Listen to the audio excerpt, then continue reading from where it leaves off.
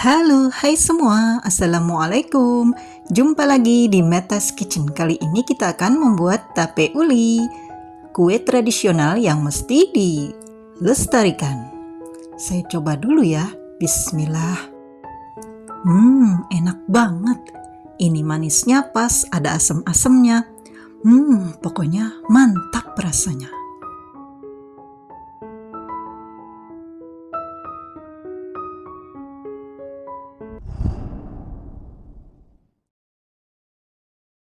Ini ada beras ketan hitam 250 gram. Ini saya rendam dulu selama 4 jam.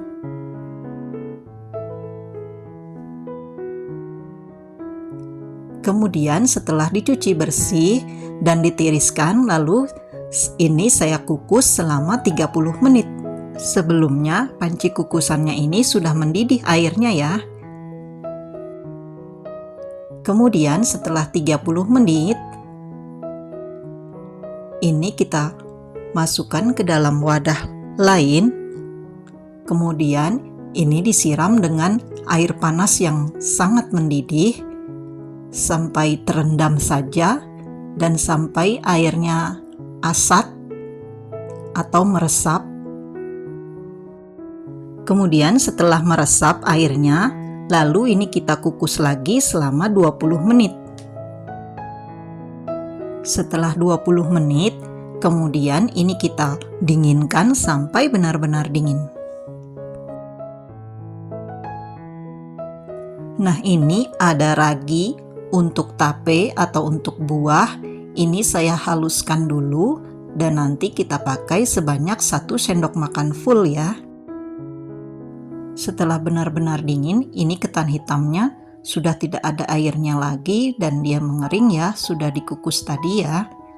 Kemudian ini kita kacaukan atau kita aduk dulu dan beri 1 sendok makan full ragi tape atau ragi buahnya ya. Ini saya beli di online shop, jadi beda dengan ragi untuk kue atau roti.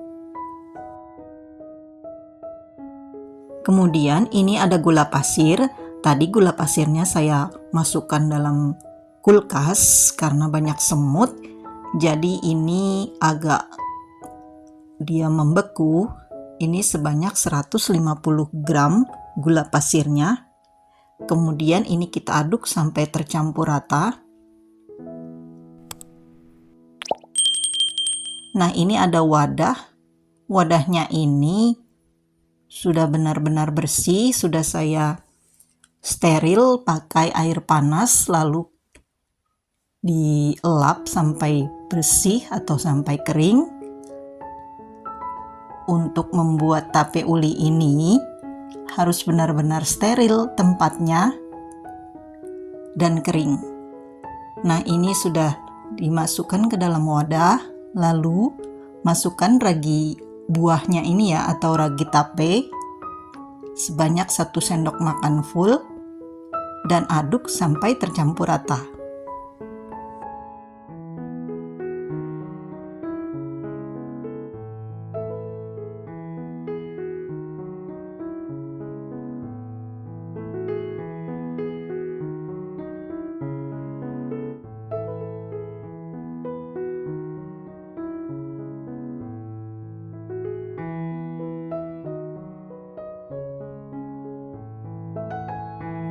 Setelah semua rata diaduk dan tercampur, kemudian ini kita tutup, jangan terlalu rapat supaya ada masuk udara, dan letakkan di tempat yang bersih dan terhindar dari matahari ya.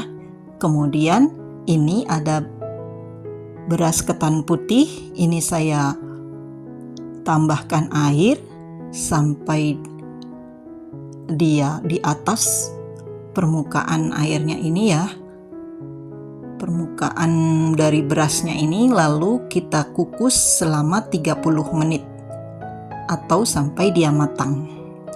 Nah, ini ada 170 gram kelapa parut yang agak muda, kemudian tambahkan 1 sendok teh garam, lalu ini kita aduk.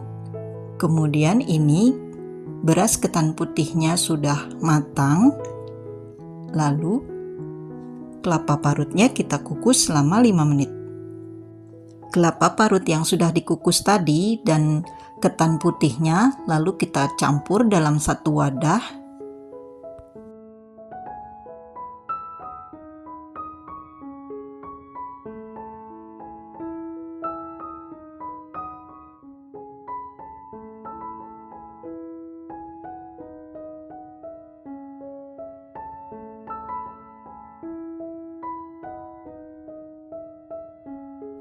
Setelah tercampur rata, lalu ini saya tumbuk menggunakan cobek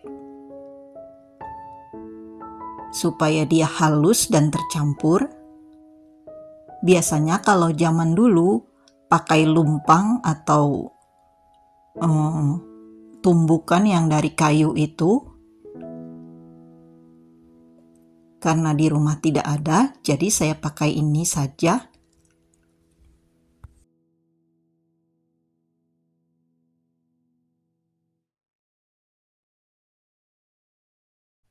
Lalu ketannya ini kita gulung di daun yang sudah dijerang di atas api kompor supaya dia agak lemas, daun pisangnya ini ya. Ini saya bagi 2, kalau mau yang kecil-kecil bisa dibagi beberapa bagian. Lalu setelah rata, nanti kita gulung dan dinginkan di dalam kulkas atau lemari pendingin supaya dia set atau merekat.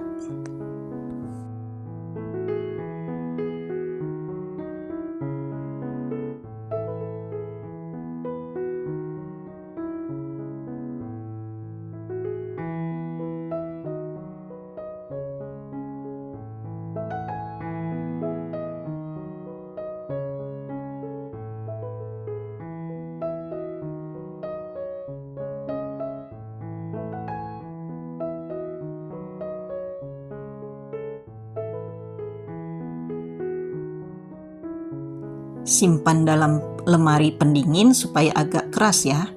Nah, ini sudah 4 hari, ini sudah keluar airnya ya. Ini wadahnya mesti steril ya supaya dia tidak berjamur dan disimpan di tempat yang aman, tidak ada semut atau lalat atau segala macam binatang yang mengganggu. Dan ini sudah jadi semua. Kita belah-belah, lalu kita nikmati.